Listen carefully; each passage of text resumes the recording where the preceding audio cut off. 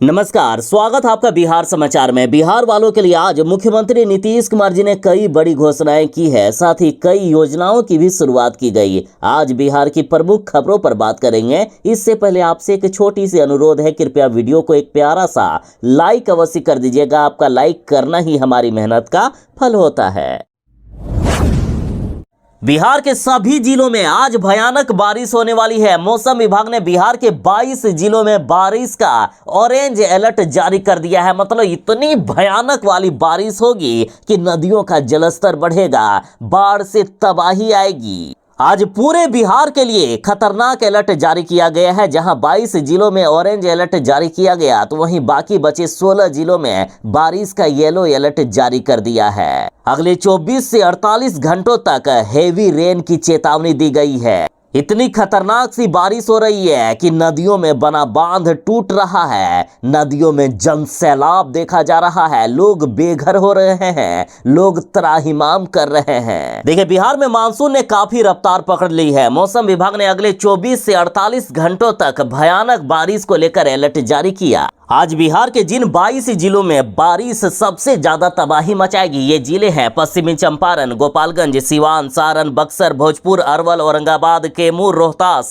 गया, नवादा, जहानाबाद, नालंदा, पटना, शेखपुरा, जमुई, मुंगेर, बांका, लखीसराय, भागलपुर और बेगूसराय। इसके साथ ही बिहार के इन 16 जिलों में येलो अलर्ट जारी किया गया है, यानी यहाँ भी भारी बारिश होगी। ये जिले हैं पूर्वी चंपारण, सीतामढ़ी, शिवहर, मधुबनी, दरभंगा, समस्तीपुर, वैशाली, मुजफ्फरपुर, सुपौल, अररिया, किशनगंज, पूर्णिया, कटिहार, सहरसा, मधेपुरा और खगड़िया। तो बिहार वाले जरा बच के रहें, सावधान रहें, भयानक सी बारिश होने वाली है। सरकारी नौकरी चाहने वालों के लिए है बड़ी खबर। अग्निवीर के तहत यदि एयरफोर्स में भर्ती होना चाहते हैं तो आपके लिए है सुनहरा मौका। जो 12वीं पास हैं, एयरफोर्स अग्निवीर के लिए अप्लाई कर सकते हैं। देखिए, बड़ी खबर है, एयरफोर्स अग्नि भर्ती 12वीं पास के लिए सुनहरा मौका दिया गया है। आवेदन प्रक्रिया शुरू हो रही है। आवेदन 11 जुलाई 2025 से शुरू होकर 31 जुलाई 2025 तक चलेगा। ऑनलाइन माध्यम से होगा आवेदन और इसके एग्जाम डेट की भी घोषणा कर दी गई है। 25 सितंबर 2025 को एग्जाम डेट रखा गया है। तो वैसे अभ्यर्थी जो इंटर पास है या समकक्ष कोई भी डिग्री किए हुए हैं, जैसे 3 ईयर का डिप्लोमा इन इंजीनियरिंग या डिप्लोमा का कोई भी कोर्स किए हुए हैं, तो इसके लिए अप्लाई भी कर सकते हैं। एज लिमिट की बात करें तो मिनिमम एज 17.5 साल और मैक्सिमम एज 21 साल मांगी गई है। अब रही बात कि आवेदन कैसे करेंगे, तो चाहे आवेदन करना हो या ज्यादा जानकारी प्राप्त करना हो, आपको ऑफिशियल वेबसाइट अग्निपथवायु.cdac.in पर जाना होगा। बिहार महिला एवं बाल विकास निगम में आ गई है बड़ी भर्ती। 11 जिलों के लिए ऑनलाइन आवेदन मांगे गए हैं।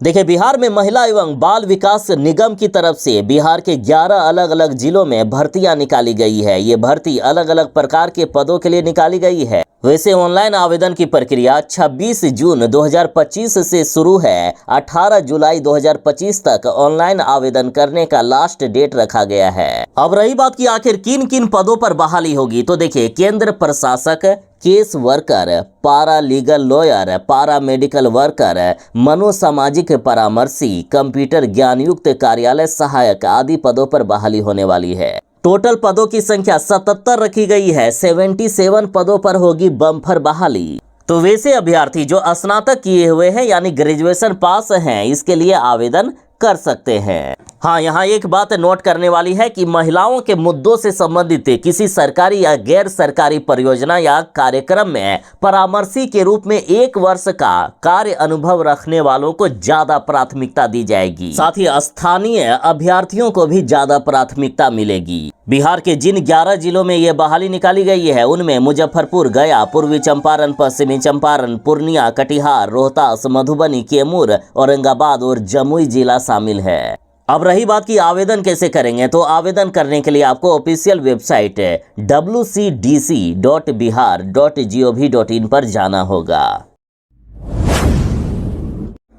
बिहार के शिक्षकों की बड़ी समस्या हो गई दूर। आपसी सहमति से तबादले की मिली सुविधा। एस सिद्धार्थ जी ने जारी कर दिया बड़ा आदेश। देखिए, अब बिहार के शिक्षक ई शिक्षा कोष पोर्टल के माध्यम से आपसी सहमति से ट्रांसफर कर सकेंगे। इस योजना के तहत एक ही श्रेणी के शिक्षक न्यूनतम 2 और अधिकतम 10 लोगों का समूह बनाकर आपस में स्थानांतरण कर सकेंगे।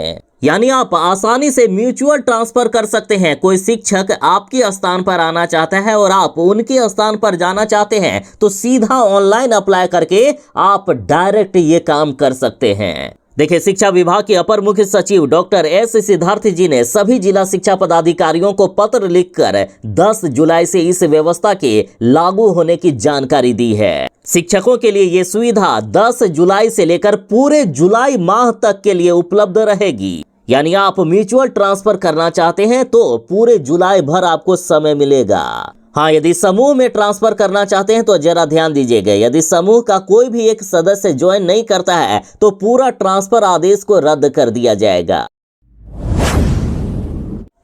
पीएम आवास योजना के लाभुकों को 1 महीने का समय दिया गया है। यदि नहीं बने मकान तो इनके खिलाफ सख्त कानूनी कार्रवाई की जाएगी। देखिए, प्रधानमंत्री शहरी आवास योजना यानी PMAY अर्बन के तहत राशि प्राप्त करने के बावजूद मकान नहीं बनाने वाले लाभुकों पर अब नगर निगम सख्ती बरतने जा रहा है। वैसे लाभुक जिनको पैसा दे दिया गया है लेकिन जो लाभुक अब तक निर्माण कार्य शुरू नहीं किए हैं या अधूरे काम करके छोड़ दिए हैं, उन्हें 1 महीने के भीतर निर्माण कार्य पूरा करना होगा। साथ ही नगर निगम ने स्पष्ट चेतावनी दी है कि अगर 15 दिनों के भीतर लाभुक मकान निर्माण का कार्य प्रारंभ नहीं करते हैं तो उन्हें जितना भी पैसा दिया गया है वो सारा सरकारी राशि की वसूली कर ली जाएगी। सिर्फ पैसा ही नहीं लिया जाएगा, इसके साथ ही ऐसे लाभुकों के खिलाफ प्राथमिकी दर्ज कराने तक की कानूनी कार्रवाई की जाएगी। और जिन लोगों ने अधूरा मकान अभी तक बनाया है उनको 1 महीने का समय दिया गया है पूरा काम कंप्लीट करने के लिए।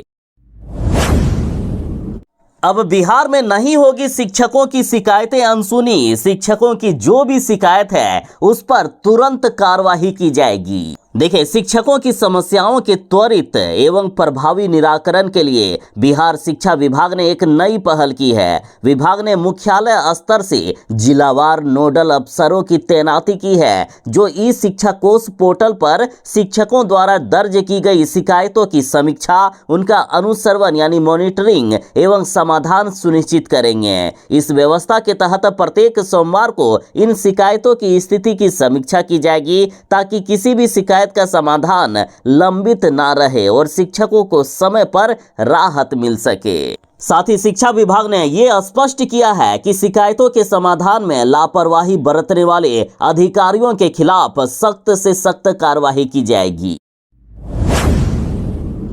चुनाव से पहले नीतीश कुमार जी ने बड़ा ऐलान किया है कि दिवाली और छठ में करोड़ों खर्च करके लोगों को दी जाएगी सुविधाएं। देखिए, सितंबर में दुर्गा पूजा है और अक्टूबर में दिवाली और छठ है। बिहार के लिए दिवाली और छठ की महत्ता खास है। यही कारण है कि दूसरे राज्यों में काम करने वाले लोग छठ के मौके पर हमेशा घर वापस जरूर आते हैं। इस दौरान ट्रेनों में काफी भीड़ होती है, टिकट मिलना भी मुश्किल हो जाता है। फ्लाइट की टिकटों की कीमतों में भी काफी बढ़ोतरी हो जाती है। ऐसे में यात्रियों को खास परेशानी होती है बिहार आने के लिए। और इस बीच नीतीश कुमार जी ने बड़ी घोषणा कर दी है। नीतीश कुमार जी ने कहा कि हम बिहार से जुड़े अंतर्राज्यीय मार्गों पर राज्य सरकार 299 एसी एवं नॉन एसी बसों का परिचालन करने जा रही है। राज्य सरकार 75 वातानुकूल और 74 डीलक्स बसों की खरीद पर 105 करोड़ रुपए खर्च करेगी। साथ ही लोक निजी भागीदारी के अंतर्गत भी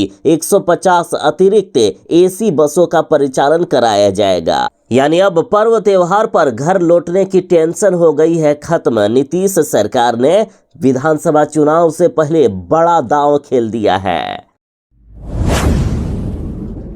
अब जनता की समस्या सुनेंगे तेज प्रताप यादव। विधानसभा चुनाव से पहले हो गए हैं एक्टिव। देखिए, तेज प्रताप यादव ने अपने सोशल मीडिया प्लेटफॉर्म फेसबुक पर पोस्ट साझा करते हुए कहा है कि जनता का दरबार, समस्याओं का सीधा समाधान, आपके बीच आपकी आवाज बनने के लिए तत्पर। आइए साथ मिलकर रचे बिहार का नया अध्याय। सदैव आपके साथ, सदैव बिहार के साथ। सोमवार दिनांक 30 जून से 26 एम स्टेट रोड स्थित मेरे आवास में जनता दरबार शाम 6 बजे से लेकर 8 बजे तक होगी। मतलब तेज प्रताप यादव 30 जून सोमवार से अपनी सरकारी आवास 26 एम स्टेट रोड पटना में जनता दरबार का आयोजन करेंगे। इस दौरान वे आम जनता की समस्याएं सुनेंगे और उनके साथ समाधान के लिए त्वरित कार्यवाही सुनिश्चित करने की बात भी तेज प्रताप यादव ने कहे हैं। देखिए, तेज प्रताप यादव को लालू यादव ने पार्टी और परिवार दोनों से बेदखल कर दिया है और ऐसे में अब तेज प्रताप यादव सीधा जनता से संवाद करेंगे, सीधा जनता की समस्याओं को सुनेंगे। अब तेज प्रताप यादव सीधा तेजस्वी यादव को टक्कर देने वाले हैं। तेज प्रताप यादव बोले कि हर शाम जनता के नाम अपनी समस्या लेकर आइए, सीधी बात, सीधा समाधान। बिहार सरकार ने लिया है बड़ा फैसला, पंचायत प्रतिनिधियों को लाइसेंस शस्त्र रखने की दे दी है मंजूरी। देखिए, बिहार सरकार ने त्रिस्तरीय पंचायती राज संस्थाओं और ग्राम कचहरियों के निर्वाचित जनप्रतिनिधियों को एक बड़ा अधिकार देने का निर्णय लिया है। अब वार्ड पार्षद, मुखिया, सरपंच, पंच, प्रखंड समिति सदस्य, जिला परिषद सदस्य जैसे पंचायत प्रतिनिधि सुरक्षा कारणों से शस्त्र यानी हथियार रखने के लिए लाइसेंस प्राप्त कर सकते हैं। देखिए, लगातार इनकी सुरक्षा को लेकर कई बार प्रश्न चिन्ह उठते थे। कई मुखिया और सरपंचों की हत्या या हमले की घटना भी सामने आई थी। ऐसे में सरकार का ये कदम जनप्रतिनिधियों को आत्मरक्षा का कानूनी माध्यम प्रदान करता है। बिहार विधानसभा चुनाव में बस कुछ ही महीने रह गए हैं और ऐसे में अब राजनीतिक पार्टियों को चुनाव चिन्ह मिलना भी शुरू हो गया है। देखिए, मुकेश सहनी के नेतृत्व वाली विकासशील इंसान पार्टी यानी वीआईपी पार्टी को उनका पुराना चिन्ह नाविक के साथ नाव फिर से उनको दे दिया गया है। तो वहीं पूर्व केंद्रीय मंत्री उपेंद्र कुशवाहा की राष्ट्रीय लोक मोर्चा पार्टी को उनका पुराना चिन्ह गैस सिलेंडर अस्थायी रूप से उनको आवंटित कर दिया गया। तो वहीं प्रशांत किशोर की जनसुराज पार्टी को स्कूल बैग चुनाव चिन्ह के रूप में दिया गया है। स्कूल बैग चुनाव चिन्ह के रूप में मिलने पर प्रशांत किशोर बोले कि हर घर स्कूल का बस्ता, गरीबी से निकलने का यही है रास्ता। नीतीश कुमार जी की पार्टी जदयू ने कहा कि रोड पर भैंस को देखकर लोग कहते थे कि देखो लालू जी आ गए। देखिए, बिहार विधानसभा चुनाव 2025 में अब कुछ ही महीने बचे हुए हैं। ऐसे में पक्ष विपक्ष के बीच जुबानी जंग तेज हो गई है और इसी बीच नालंदा से जदयू सांसद कौशलेंद्र कुमार ने लालू यादव की तुलना भैंस से कर दी। कौशलेंद्र कुमार ने लालू राबड़ी राज को याद करते हुए कहा कि उन दिनों जब भैंस रोड पर आती थी तब लोग कहते थे कि देखो लालू जी आ गए। इसलिए अब फिर से जनता नहीं चाहती है कि आरजेडी की सरकार सत्ता में वापस आए। लोग नीतीश कुमार के कामकाज से काफी खुश हैं। साथ ही तेजस्वी यादव पर इन्होंने कहा कि 17 महीने मुख्यमंत्री नीतीश कुमार जी ने तेजस्वी यादव को अपने साथ रखा, जिस वजह से वो आज बोलना सीख गए हैं, वरना उनको बोलना तक नहीं आता था।